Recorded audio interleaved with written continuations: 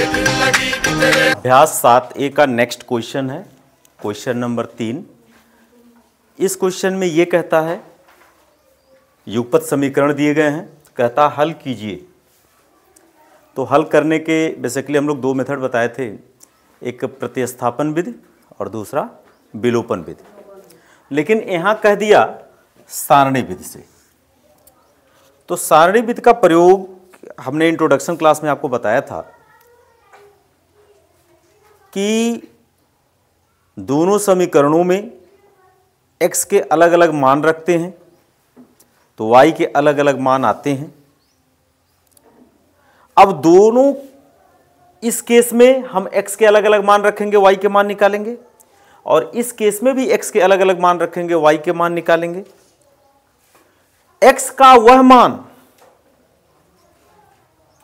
जिसके लिए y का जो मान प्राप्त हुआ हो, वो अगर दोनों समीकरणों के हल में मिल जाए तो वही दोनों समीकरणों का क्या हो जाता है, हल हो जाता है। यही सारणी विधि है। सारणी मतलब क्या कहते हैं, एक तरह से कह low heat and trial method.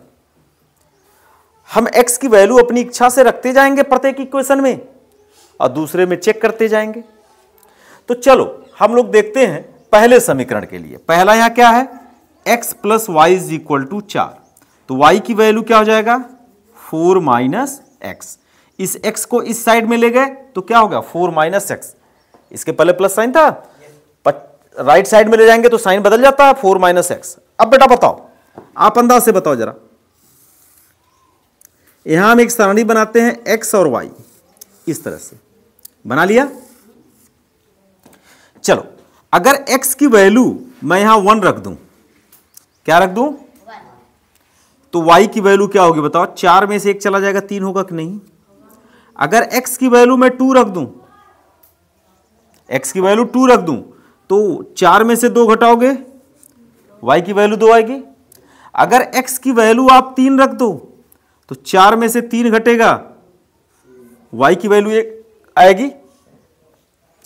x की वैल्यू 4 रख दो, 4 में से 4 घटा y की वैल्यू, x की वैल्यू 5 रख दो, 4 में से 5 घटेगा, तो 5 में से 4 घटाओगे 1 आएगा। और चिन्ह किसका रहेगा, बड़े वाले का। तो 4 में से 5 घटा रहे हो, 5 का चिन्ह ऋण है तो यहां ऋण हो जाएगा 1। हुआ कि नहीं हुआ। अब आते हैं ये जो दूसरा समीकरण दिया है, चलो इसको अभी हमने यहां तक बनाया है, आवश्यकता पड़ेगी तो मैं और भी चेक करूंगा। दूसरा समीकरण क्या है, 5x प्लस 12y बराबर 13।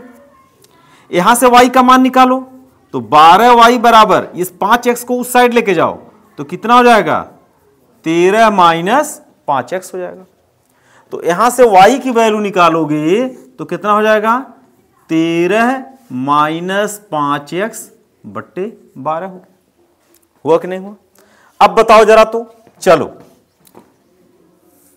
हम लोग यहां क्या करेंगे, x रखेंगे और यहां y।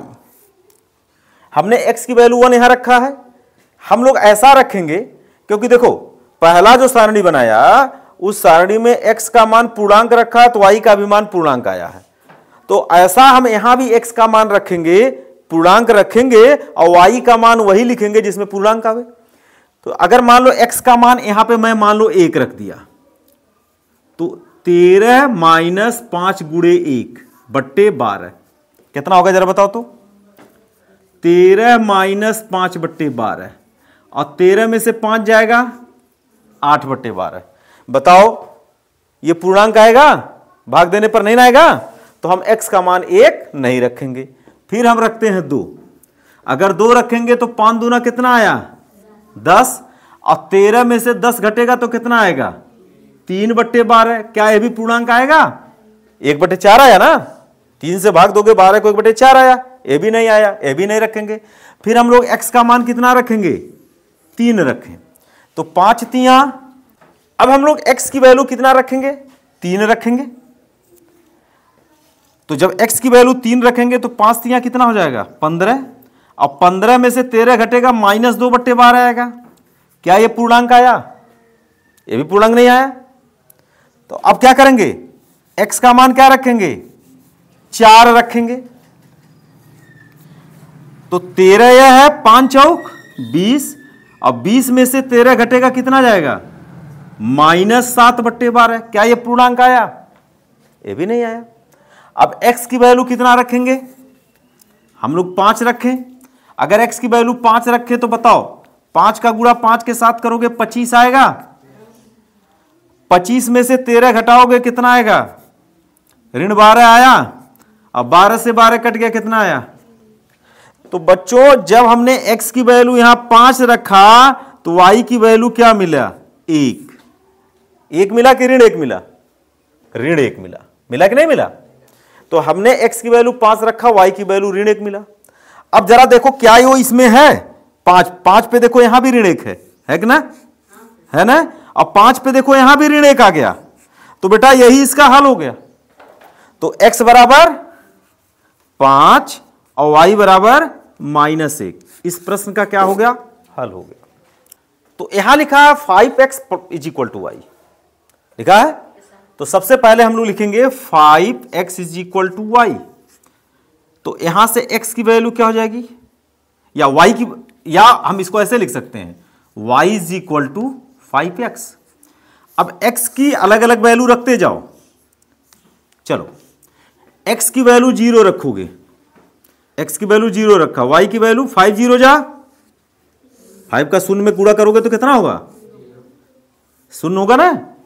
x की वैल्यू 1 रखो, 5 एकम, x की वैल्यू 2 रखो, 5 दूना, x की वैल्यू 3 रखो, 5 तिया। इस तरह से बहुत सारे वैल्यूज हम लोग खोज सकते हैं। अब यहां आओ, दूसरा समीकरण क्या है? 2x + y = 7। तो y की वैल्यू क्या होगी? 7 - 2x। हुआ कि नहीं हुआ? अब देखो यहां हम x की वैल्यू रखेंगे, y की वैल्यू, x की वैल्यू रखो 0, 2 × 0 0 हुआ, और 7 में से 0 घटाओगे कितना होगा? 7 ही होगा। x की वैल्यू 1 रखो। अच्छा देखो 0 7 मिला, 0 पे यहां क्या मिला? 0, और वहां 0 पे क्या मिला? 7। तो ये तो इसका हल नहीं हुआ, ये इसका हल हुआ ही नहीं। अब चलो 2 1 रखें, तो 2 एकम 2, और 7 में से 2 चला जाएगा 5। देखो 1 पे 5 यहां मिला, वो ये देखो 1 पे 5 मिल गया कि नहीं मिल गया? मिल गया ना। और यहां भी 1 पे 5 मिल गया, ये मिल गया कि नहीं मिल गया? अतः x का मान क्या आया? 1, और y का मान 5। मतलब ऐसा जो दोनों में मिले वही दोनों का क्या होगा? हल होगा। ये बात क्लियर हो गई। अभ्यास 7A का नेक्स्ट क्वेश्चन, क्वेश्चन नंबर 4 कहता हल कीजिए प्रतिस्थापन विधि से। प्रतिस्थापन विधि के बारे में हमने इंट्रोडक्शन में दिया था कि जब भी प्रतिस्थापन विधि से हम युगपत समीकरण को हल करते हैं तो किसी एक समीकरण से x या y का मान निकाल करके दूसरे में रख देते हैं। ठीक है, तो यहाँ पर ये युगपत समीकरण दिया है, इस समीकरण को 1 नंबर लिखेंगे और इस समीकरण को 2 नंबर लिखेंगे। अब इसमें हम लोग समीकरण 1 ले लेते हैं। समीकरण 1 से, समीकरण 1 क्या है बेटा? x - y = 4। यहाँ देखो y ऋणात्मक है, y को उस बगल ले जाते हैं, तो जब y को उस बगल ले जाएंगे तो ऋण है उधर जाएगा, धन हो जाएगा। हमने लिया कौन सा समीकरण? समीकरण 1। समीकरण 1 से चाहे x का मान निकालो चाहे y का मान निकालो। हमने किसका मान निकाला? x का मान निकाला। x का यह मान हमें अब समीकरण 2 में प्रतिस्थापित कर देना है, और प्रतिस्थापित करने के कारण इसका नाम पड़ा प्रतिस्थापन विधि। तो लिखोगे x का मान समीकरण 1 में रखने पर, जब हम 1 में रखेंगे तो हो जाएगा 3 × 4 + y + 2y = 27। जब ये ब्रैकेट खोलेंगे, हमने x का मान ये यहां पे रख दिया, x के जगह पर क्या रख दिया? 4 + y + 2y उतार गया = 27 उतर गया। अब ये गुणा करेंगे, जब इसका गुणा करेंगे तो 3 का गुणा 4 के साथ करेंगे 12 होगा, चिन्ह धन, 3 का गुणा y के साथ करेंगे 3y होगा, प्लस 2y = 27। अब देखो 3y और 2y ये सजातीय पद हैं, ये दोनों जुड़ जाएगा, 3 2 और ये 12 को उस बगल भेज दो, इसको उस साइड भेजो, तो 27 माइनस 12। तो 27 में से 12 घटाओगे कितना होगा? 15। या y की वैल्यू निकालोगे तो होगा 15/5। 5 तियां, तो बेटा y का मान कितना आ गया? y का मान आ गया 3। अब यह y का मान चाहे समीकरण 1 में रखो चाहे समीकरण 2 में रखो, y का मान समीकरण 1 में रखने पर, किसी में रखो, चाहे 1 में रखो चाहे 2 में रखो, तो ये हो जाएगा क्या? x minus y is equal to 4, या x की वैल्यू होगी 3 को उधर भेज दो, 4 + 3, या x की वैल्यू हो गई 7। तो आंसर क्या आया? x की वैल्यू 7 और y की वैल्यू 3। ये आपका हो गया आंसर। इसी तरह से अगर हम दूसरे क्वेश्चन को देखें तो दूसरे क्वेश्चन में एक समीकरण को 1 लिखेंगे और दूसरे समीकरण को 2 लिखेंगे। अब यहां पर हम लोग सबसे पहले किसको लेंगे? कोई एक समीकरण लो, समीकरण 1 से। समीकरण 1 क्या है? x minus y is equal to -6। चलो यहां से चाहे x का मान निकालो चाहे y का, चूंकि y ऋणात्मक है इसलिए y को उधर भेजना आसान है। भेजना तो सबको आसान है, लेकिन अगर कम से कम स्टेप में चलना पड़े तो जो साइन ऋणात्मक हो उसको उधर भेज दो। इसको इधर भेजा तो x की वैल्यू y धन हो गया और -6 तो था ही। x का ये मान समीकरण 1 से निकाला हूं तो 2 में रखना है। x का मान कहां रखोगे? समीकरण 2 में रखने पर। तो समीकरण 2 क्या है? x + y is equal to -18। x के जगह पर क्या रखोगे? y -6 plus y is equal to -18। y में y जोड़ दिए 2y हो गया। इस 6 को उस साइड भेजो तो कितना हो जाएगा? -18, ये इधर जाएगा +6, तो 2y इज इक्वल टू 18 में से 6 चला जाएगा 12, या y की वैल्यू कितनी हो गई? -12/2, 2 छक्के 12। तो y की वैल्यू कितना आ गया? अब यह y का मान समीकरण 1 चाहे समीकरण नंबर 2 में हम रखेंगे, तो लिखोगे y का मान समीकरण 1 में रखने पर, y का मान समीकरण 1 में रखने पर। तो समीकरण 1 क्या है? x माइनस वाई बराबर -6, या x -6 बराबर -6, या x बराबर -6 को उधर ले जाओ, +6 -6, +6 -6 ये कट जाएगा, तो x की वैल्यू कितना हो गया? 0। तो यहां x 0 आया और यहां y क्या आया? 6 आया। अतः x बराबर 0 और y बराबर कितना आया? 6। यह इस समीकरण का क्या हो गया? हल हो गया।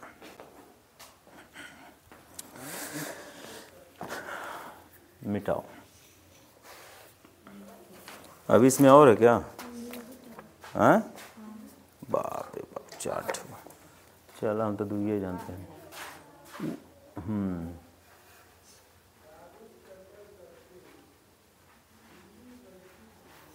लगी सी लगन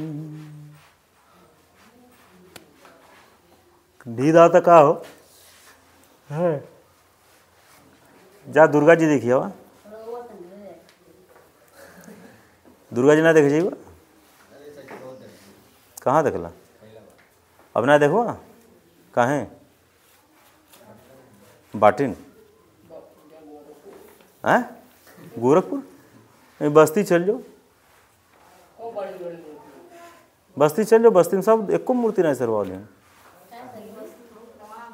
बस्ती में पूर्णवासी सरवा जाला। बस्ती में अभी हर जगह मूर्तियां बैठी हुई हैं।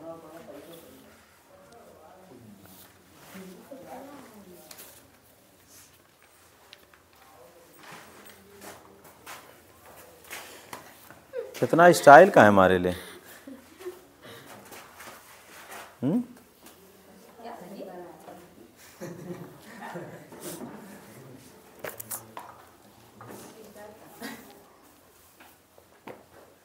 तेरी जैसा यार कहाँ कागली। वाह वाह वाह वाह करता है। हम क्या करते थे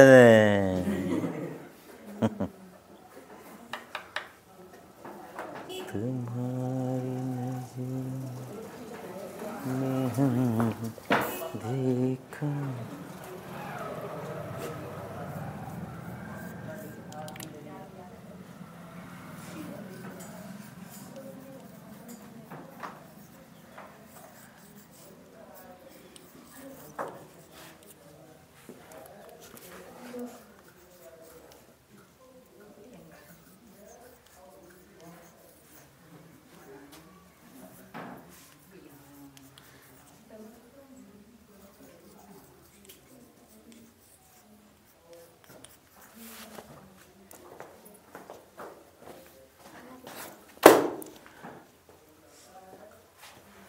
क्वेश्चन नंबर 4 का थर्ड पार्ट दे रहा 3x plus 2y is equal to 0।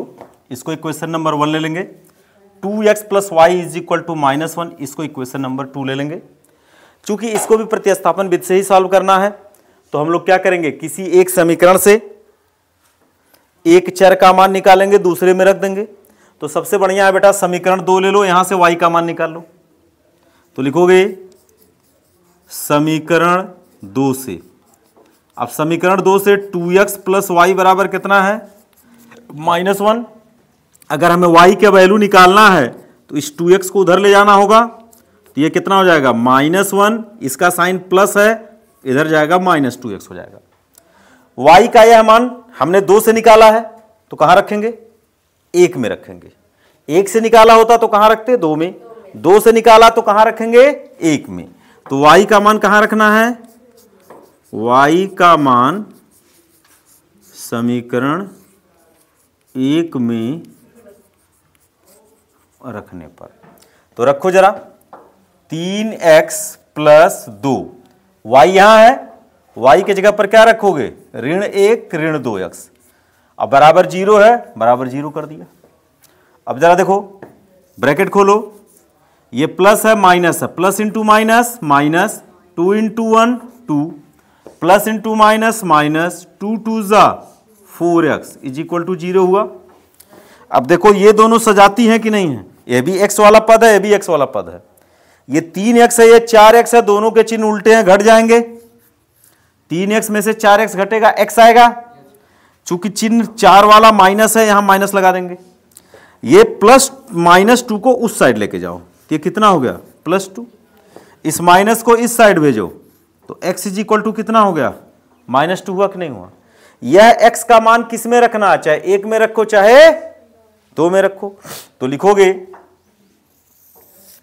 y का मान कहां रख दें, चलो समीकरण 1 में रख देते हैं, कहीं रखो समीकरण 1 में रखने पर। तो यहां है 3, x की वैल्यू कितनी आई -2, तो ऐसे एक इंटू का चिन्ह है, फिर एक माइनस आ रहा था इसलिए ब्रैकेट लगाया, plus 2y is equal to 0।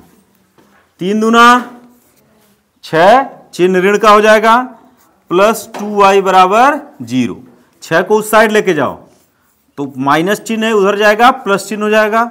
y की वैल्यू होगी 6/2। 2 का पहाड़ा पढ़ो 6 आए, 2 तिया, तो y का बराबर कितना हो गया वैल्यू 3। तो x कितना आया था -2, y बराबर 3। यह इस युगपत समीकरण का हो गया हल। सेम पैटर्न पर नेक्स्ट क्वेश्चन बनेगा। इसमें पहले क्वेश्चन को पहला नंबर और दूसरे क्वेश्चन को डाल देंगे दूसरा नंबर। डाल दिया। अब पहला क्वेश्चन क्या है, मान लो हमने समीकरण 1 लिया, समीकरण 1 से समीकरण 1 क्या है, 2x ऋण 5y ऋण 16 बराबर 0 है कि नहीं। अब 2x के साथ जो भी चीजें उसको राइट साइड में लेके जाओ, तो 2x बराबर हो गया 5y, ये ऋण था उधर गया धन, ये भी ऋण था उधर चला गया धन। तो यहां से x की वैल्यू निकालो, तो x में 2 का गुणा है, x में 2 का क्या है, गुणा है, हमें निकालना x का मान, x तो x का जो गुणांक उधर भेजो, तो यह गुणा इधर जाएगा भाग, तो ये हो गया 5y + 16/2। अब x का यह मान किससे निकाले हो, एक नंबर से निकाले हो, किस में रखना होगा, तो x का मान समीकरण 2 में रख दो। x का मान समीकरण 2 में रखने पर, तो 2 क्या है, 3x + 4y -1 = 0 हुआ। जरा रखो, तो x के जगह पर रखोगे तो क्या हो जाएगा, 5y + 16/2 + 4y -1 = 0 हुआ। गुणा करो, 3 × 5 = 15y और 3 × 16 = 48, 16 और बट्टे 2 धन 4y। अच्छा देखो यहां ऋण 1 है, इसमें y है नहीं, इसको दाएं तरफ भेज दो, बराबर कितना हो गया, 1 हो गया। अब यहां इसका हर 2 है, इसका हर 1 है, तो 1 और 2 का लघुत्तम लेंगे तो कितना होगा, 2 होगा। 2 से 2 को काटोगे 1 बार जाएगा, 1 का गुणा ऊपर वाले में करोगे तो वही रह जाएगा 15y + 48। अब इसका हर 1 है, 1 से 2 को काटोगे 2 बार जाएगा, 2 का गुणा 4 में करोगे तो कितना हो जाएगा, 8y = 1 हुआ। अब ये देखो, ये अंश बट्टे हर और इधर है 1, इसको उधर भेजो 75 करके, तो ये 2 का 1 में गुणा होगा कि नहीं होगा। अब ये देखो 15y और 8y जुड़ गया, कितना हो गया, 15 8 23y और प्लस 48 हुआ कि नहीं हुआ। अब बताओ, इस 48 को उस साइड लेके जाओ, तो 2 - 48 और 2 में से 48 घटाओगे तो कितना होगा, -46। ये किसके बराबर आया, 23y के बराबर आया।